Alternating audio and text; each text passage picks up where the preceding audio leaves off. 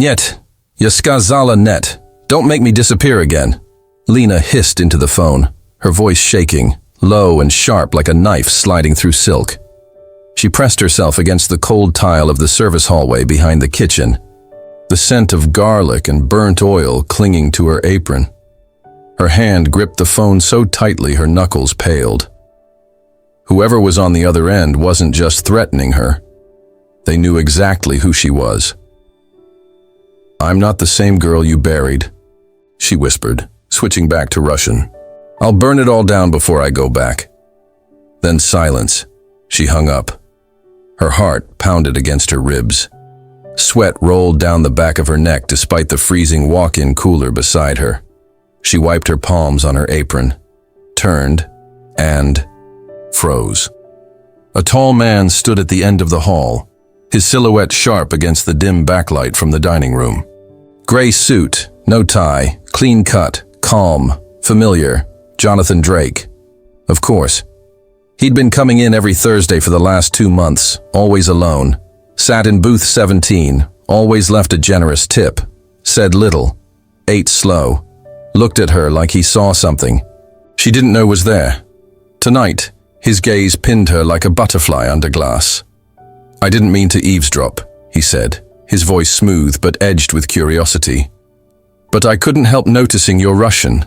It's not the kind tourists pick up." Lena's throat dried instantly. Her eyes darted toward the back exit, calculating the steps to the door, the time she'd need to disappear again. She said nothing. Jonathan tilted his head. "How long have you been running?" Her breath caught. She felt the floor vanish beneath her. "What?" she croaked. "I know the sound of fear in a language. I've heard it before. That wasn't a personal call." He stepped forward. His expression softened. "You don't belong here, do you?" Lena backed up a step. "Don't," she warned. "Don't get involved. You don't know what you're stepping into." "Maybe not," he said calmly. "But I know how to listen." She looked down, gripping her apron like it could shield her from the storm she'd fought so hard to outrun. "You don't understand. You think because you're rich, because you've built your empire from data and satellites, you can fix things with logic and code. But this," she touched her chest, "this isn't a glitch. This is blood, family, secrets, people who don't just kill, they erase." A long silence stretched between them. The muffled clatter of dishes, laughter from the dining room, the hiss of sauté pans. It all sounded distant, like another world. Jonathan pulled a sleek black wallet from his coat pocket, opened it slowly, pulled out a card. No name, no logo, just a single phrase in embossed silver. "If you ever want to stop running," he handed it to her. 3 hours, he said.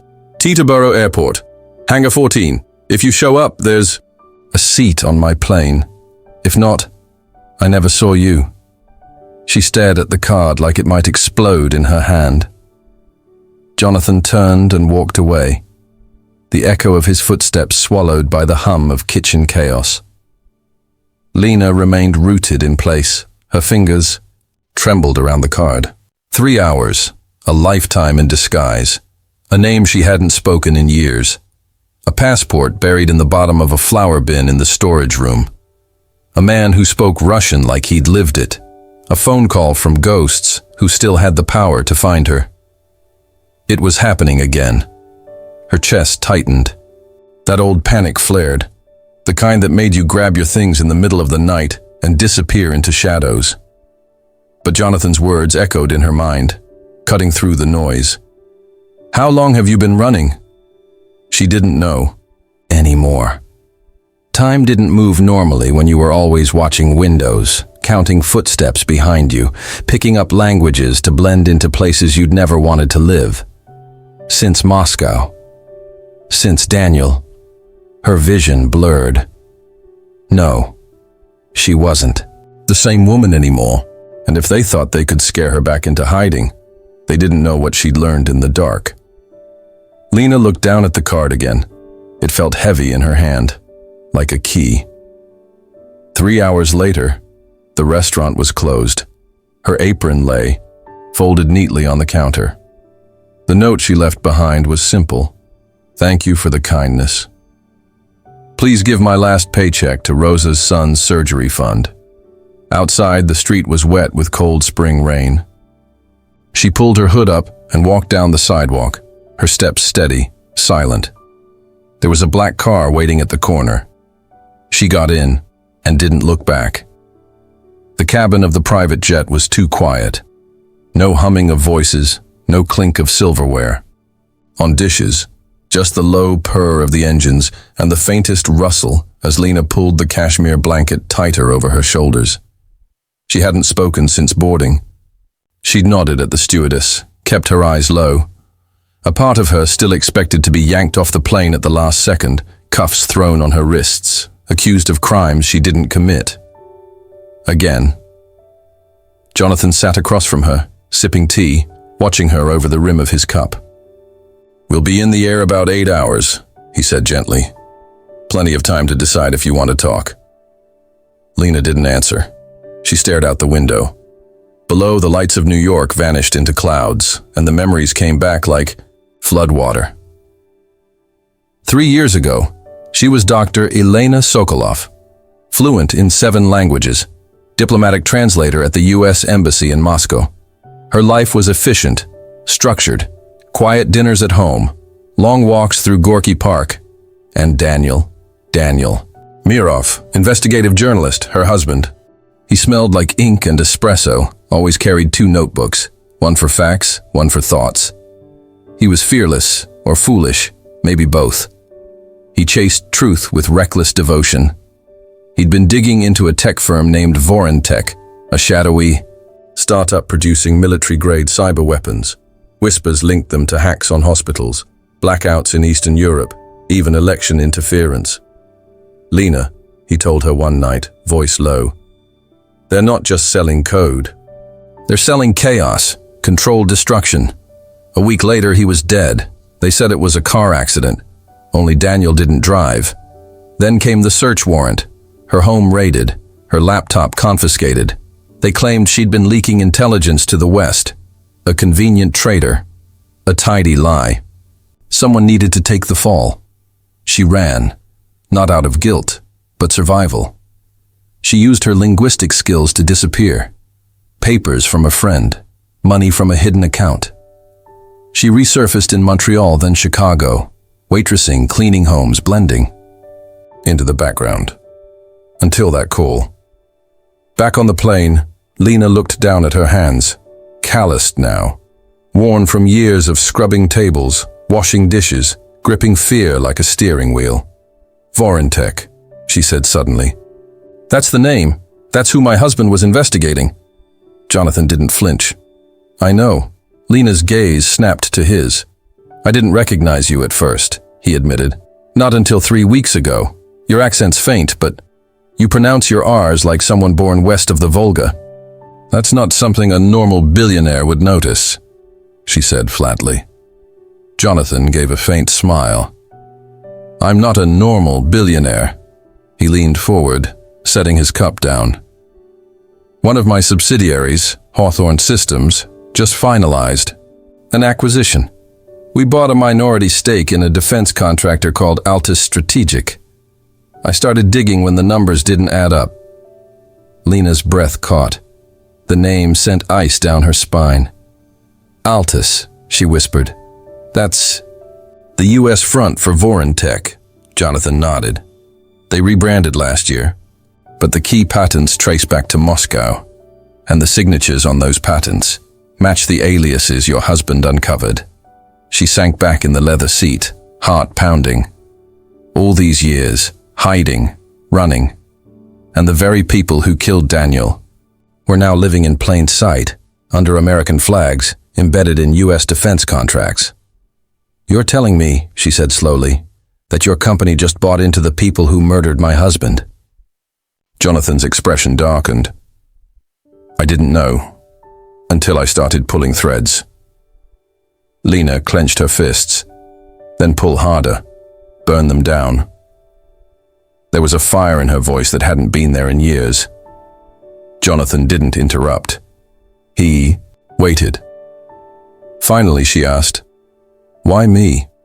Why get involved at all?" Jonathan's voice was quiet. "I have a rule. Never ignore the sound of a person drowning."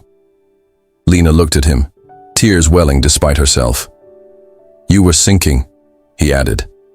"I just threw you a rope." Outside, the clouds broke open, revealing a sliver of moonlight.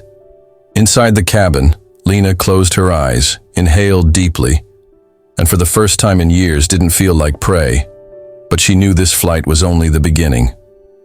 They hadn't just resurfaced, they were expanding, and she wasn't going to run anymore. The gala was held at the Fairmont in D.C., a place where power liked to sparkle. Crystal chandeliers shimmered above a ballroom filled with laughter that felt too polished, too hollow. Waiters moved like ghosts, champagne flutes balanced like weapons. Lena adjusted the earpiece in her ear, fingers trembling slightly. She wore a sleek black gown and a name tag that read, Natalie Ivanova, translator. Her long hair was pinned up, makeup flawless, smile practiced. Jonathan had connections, favors owed, identities crafted.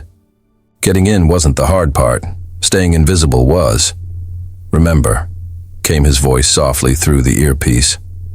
"Our targets are in the private suite upstairs, 5th floor. You'll need to enter with the second wave of staff." She kept walking, tray in hand, weaving between tables occupied by senators, CEOs, and retired generals. Her eyes caught movement across the room. Jonathan in a sharp navy tuxedo, speaking with a hedge fund manager from Boston. He didn't look her way. He couldn't, not yet. Security was tight, but predictable. Lena moved through the crowd with the confidence of someone who belonged, even if her heart beat like a war drum. She passed a mirrored wall. Her reflection looked like a stranger. Elegant. Dangerous. The staff elevator opened, just beyond the kitchen. She stepped in, swiping a cloned access card. The doors slid shut, alone for 6 seconds. She exhaled. 5th floor. The suite reeked of cigars and cologne. Plush rugs, low lighting. 2 men sat at the round table near the window. One was Russian, Andrei Kulikov, former military-turned-arms broker. The other, a U.S. senator whose smile rarely reached his eyes. Lena moved like she was expected, quiet, competent. She poured drinks, set down ashtrays, stood in the corner, perfectly still, eyes down, but ears open. "Live testing, discreet," Kulikov was saying in Russian. "We'll launch the trial in Africa. Minimal press, minimal interference." The senator responded in English, a half chuckle. "I don't want to know where. Just want to know it works." "They'll think it's local terrorism," Andrei said, switching fluidly between Russian and accented English. "No one blames Silicon Valley when a drone goes rogue in the Congo." Lena's throat tightened. She'd heard enough. The recorder tucked into her bracelet was running. She tilted her wrist slightly, perfect angle. Every word captured. Just as she was turning to leave, Andrei's voice snapped out. "You, translator girl, you remind me of someone." Lena froze.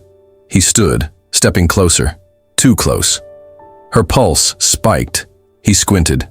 "No, it can't be. You died in a house fire. Moscow." "What year was that?" She bolted. The hallway outside was silent, too silent. Lena ripped off her name tag, kicked off her heels, and sprinted down the side corridor. She passed a guard. He reached for his earpiece. She threw a vase into the wall. Ahead, shattering glass everywhere. Alarms tripped, panic erupted. Guests below would think it was a false fire alert. She knew better. She ducked into a bathroom, locked the door, pulled her phone, dialed Jonathan's emergency line. Voicemail. She backed away, breath ragged, only to hear a click behind her. The sound of a gun being cocked. She turned slowly. A man stepped out of the stall, mid-40s, cold eyes, scar over his left brow. Agent Sokolov, FSB, one of the last people she saw in Moscow before she fled. You should have stayed gone, he said in Russian. You had a clean exit. Why come back? You people killed my husband, she hissed. You used me. He nodded slightly. Yes, but you were useful, and now you're dangerous. He raised the gun. Then, crack, the door burst open. 2 men in tailored suits tackled him. Jonathan's security team. One pinned the agent's arm to the tile. The other kicked the weapon away. Lena! One of them shouted, grabbing her arm. We have to go! Now! They stormed through the hallway. Alarms still blaring. Guests were being ushered out. Confusion everywhere. She was whisked down the stairs, out through the loading dock, into a waiting black SUV. Doors slammed. The engine roared. Only then did Lena realize she was shaking. Jonathan was already in the car. He looked at her, saw the fear, the fury. I got the recording, she whispered, voice hoarse. He nodded. Then we can burn them. She didn't say anything for a while, just stared out the tinted window, watching as the city passed by in a blur of lights and lies. They know I'm alive now, she murmured. They were always going to find out, Jonathan replied. But now, she said, her voice stronger, now they know I'm not afraid. The press conference was held in a minimalist boardroom, sunlight streaming through floor-to-ceiling windows. Journalists buzzed like hornets, the tension crackling in the air. Cameras rolled. Microphones stood like bayonets. Lena sat at the center, table, flanked by Jonathan Drake and 2 attorneys. Her hands were folded tightly in her lap. The bracelet that had once recorded a damning conversation was now locked away as evidence, its job done. Jonathan leaned in, his voice low. You, ready? She nodded. I've been ready for 10 years. The lead attorney stepped forward. Thank you all for coming. Today, we're releasing documented evidence and first-hand testimony regarding unlawful weapons development and covert testing, tied to a joint operation between a U.S. defense contractor and foreign arms dealers. Gasps erupted in the room. Attorney continued. The following materials include audio recordings, financial transactions, and personal correspondence. These actions, facilitated in part by Senator Warren Decker, represent a grave violation of federal law, human rights, and national security. Lena stood slowly. Her accent was crisp, deliberate. My name is Elena Morozova. I was once a linguist. At the U.S. Embassy in Moscow, I was also the wife of investigative journalist Alexei Petrov, who was assassinated after uncovering a cyber weapons pipeline that extended from Moscow into U.S. defense infrastructure. She paused. The silence in the room deepened. I was framed for espionage. I disappeared. Until now. Click, click. Cameras snapped. Some journalists looked stunned. Others scribbled furiously. I present this testimony not for vengeance, she said, but because the truth should never be buried beneath politics or profit. By nightfall, the story had gone global. Senator Decker, implicated in international weapons scandal, blazed across CNN. MSNBC showed grainy images of Andrei Kulikov being arrested at a private airstrip in Cyprus. Fox News demanded to know how deep the corruption went. Hashtags exploded. Whistleblower truth, Elena speaks. Drake Files, the Justice Department launched a formal investigation. Within 48 hours, Decker had resigned. 2 other contractors' board members were placed under federal indictment. Kulikov vanished from Interpol's custody en route to The Hague. Rumors swirled of inside help. But Lena remained. In the quiet that followed the chaos, she found herself standing at the base of a wind-swept hill outside Arlington. The grave was modest. Alexei Petrov, 1981-2015. Truth never dies. She knelt slowly, her hands brushing the stone. The sky above was soft with pale orange clouds. and the breeze carried the scent of blooming grass and distant rain. For the first time in years, the air didn't feel like a trap. Lena spoke softly, almost in a whisper. I thought surviving was enough. For a long time I told myself that as long as I was alive, I could keep your memory alive too. She swallowed, her voice catching, but I was just hiding, burying the truth like they buried you.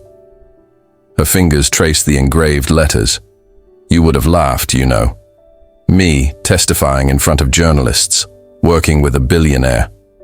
Wearing high heels again, she smiled through tears.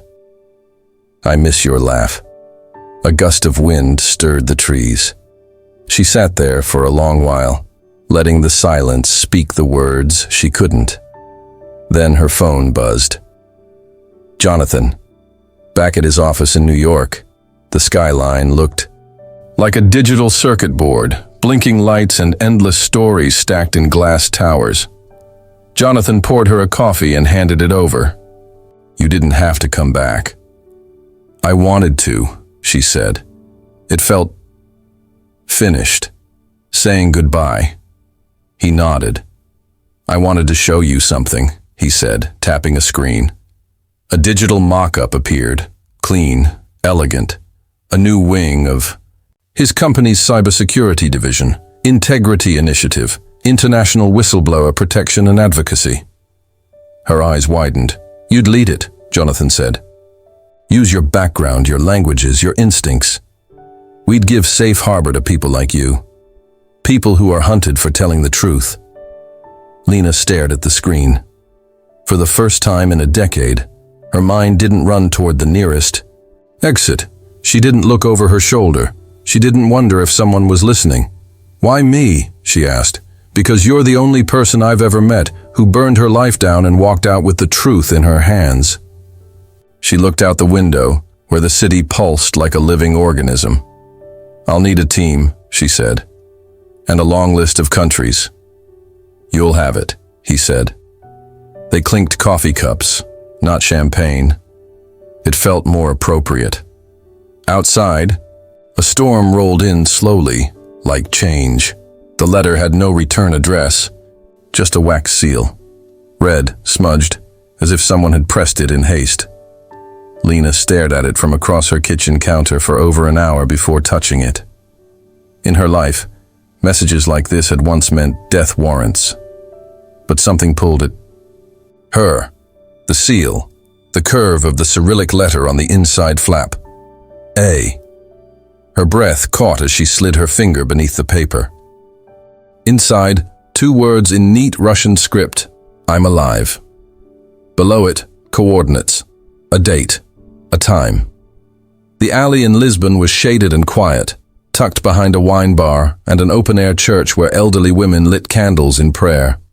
Lena stood beneath, a broken balcony wearing no makeup, no heels, just herself. Her heart hammered against her ribs.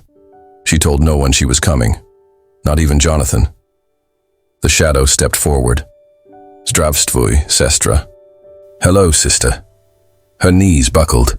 He caught her. Alexander, she choked, her voice barely a breath. Her late husband's younger brother, Lena now, with the faint lines of survival etched around his eyes. But it was him, alive, real. Couldn't tell you. Not then, he whispered. They would have hunted us both.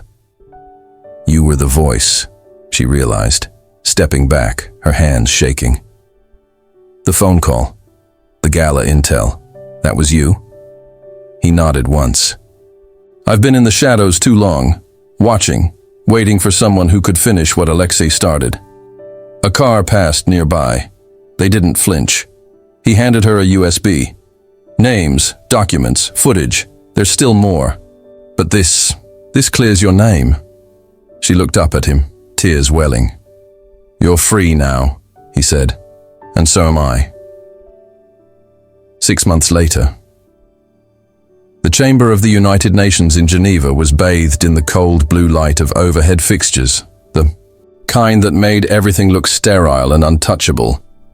Delegates from 50 countries sat in concentric arcs, their faces unreadable.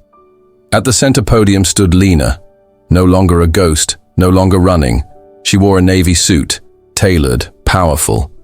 Her hair was pinned neatly, a small silver pin at her collar engraved with her husband's initials, AP. She adjusted the microphone. "My name is Lena Morozova," she said, voice firm, rich, and unshaken. "And I speak today not just as a survivor, but as a former fugitive, a widow, and now a protector." A quiet ripple moved through the audience. "I was once branded a traitor for trying to expose a truth too dangerous to be heard. I ran for years. I changed names, jobs. I lived in corners of the world no one should have to hide in. But what I learned is that secrets don't die in the dark. They wait. They wait for someone brave enough to drag them into the light." She paused, letting the silence fill. The world needs systems that protect those people. People like me. People who risk everything not for revenge, but for justice. Jonathan sat in the third row. His eyes never left her. Her voice lifted. "This isn't about politics. It's about conscience, and conscience needs courage." She stepped back to a soft round of applause, not loud, but sincere, and for the first time the sound didn't make her flinch. That evening, Lena returned to the small Brooklyn restaurant where she had once been a waitress, where it had all begun. It hadn't changed much. The same flickering neon sign, the same smell of burnt oil and cheap coffee. But now, the place felt smaller, almost harmless. Inside, a young woman, barely 20, fumbled a notepad and stepped into the hallway with her phone pressed tight to her ear. Lena watched as she whispered into it in hesitant Polish, eyes wide, scared. Lena approached gently. The girl turned, startled. "Don't worry," Lena said with a smile, soft but steady. "I used to stand right there making the same call." The girl blinked. "You don't have to run forever," Lena said. "Trust me." A beat passed. Then Lena reached into her bag and handed the girl a business card. It read, "Lena Morozova, Director, International Whistleblower Protection Division, Drake Global Trust Initiative." The girl stared at it like it was a passport to another world. Lena turned to leave, sunlight casting a golden line across her path as she stepped through the doorway. She didn't look back. The bell over the door jingled softly behind her, like a quiet promise. She was a waitress no more.